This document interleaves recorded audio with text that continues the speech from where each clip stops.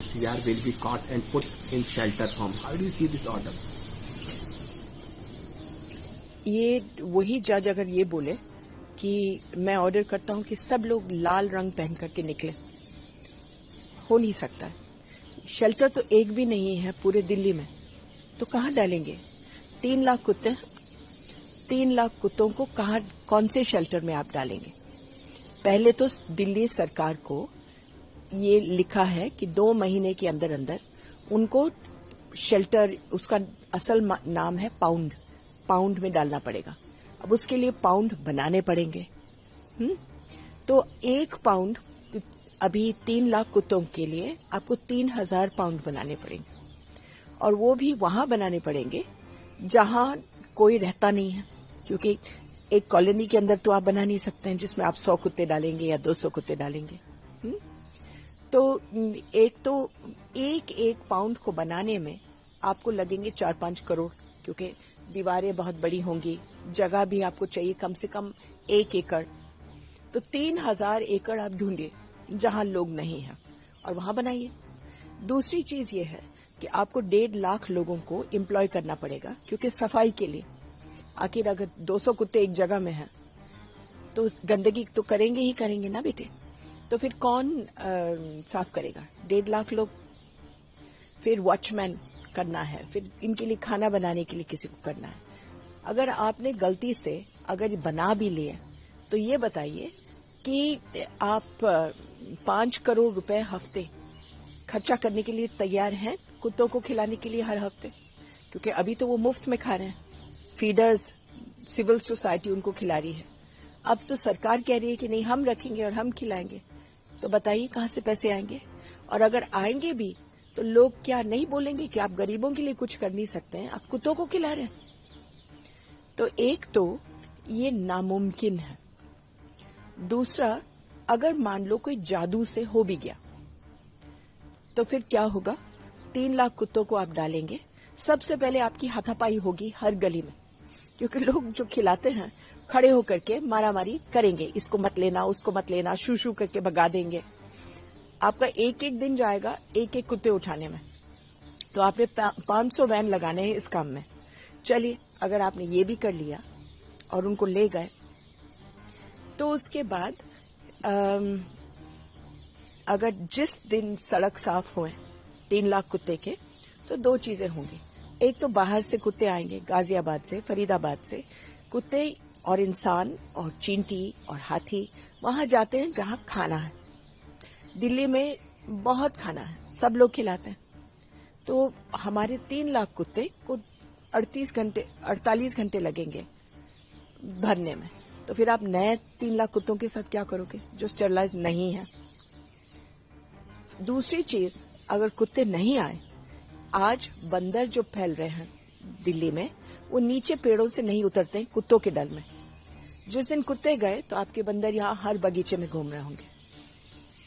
ये हुआ था पेरिस में 1880 में, जब उन्होंने सारे कुत्ते बिल्ली को मार डाला। 1 हफ्ते के अंदर अंदर कोई नहीं रह सकता था उस शहर में, क्योंकि सारे चूहे भर गए थे नालों में। तो उनको बुलाना, मतलब लाना पड़ा दूर से, फिर कुत्ते और बिल्ली। तो हर एक चीज की अपनी अपनी महत्व होता है।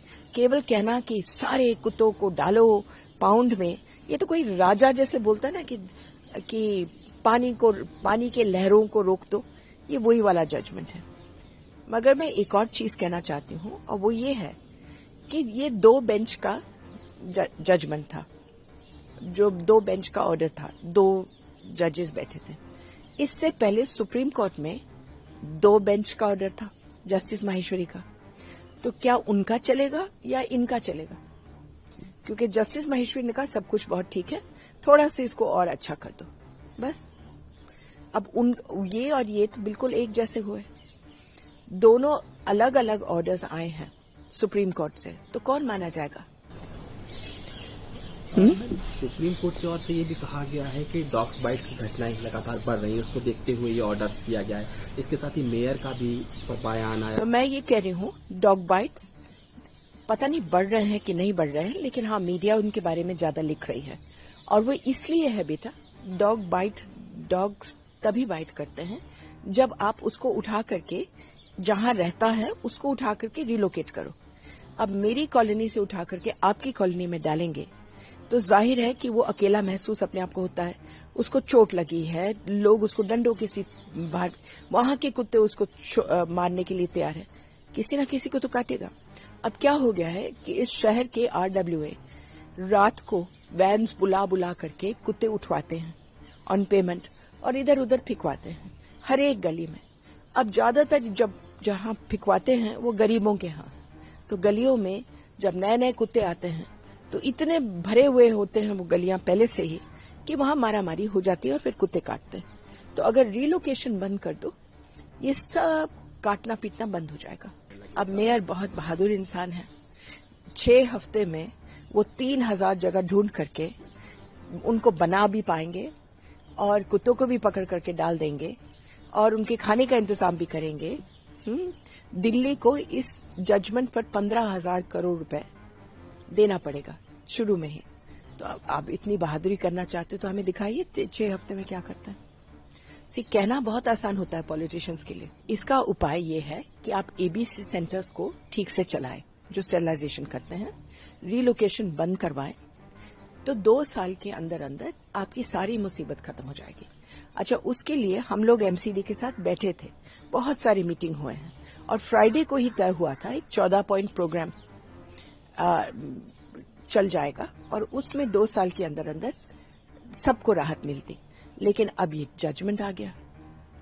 अब ये जजमेंट मुझे नहीं मालूम कि लीगल भी है कि नहीं, बस एक गुस्से में देने वाला, आप आओ बैठो रोब जमाओ, जजमेंट दे दो और कहो कि कोई नहीं बोलेगा, कोई मुझे सुनना नहीं है।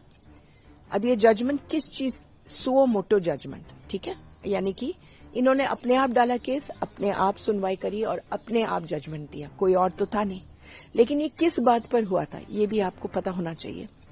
एक न्यूज़पेपर की क्लिपिंग थी जिसमें उन्होंने लिखा कि मीडिया ने लिखा था कि एक लड़की को कुत्तों ने काट काट करके उसकी मौत हो गई।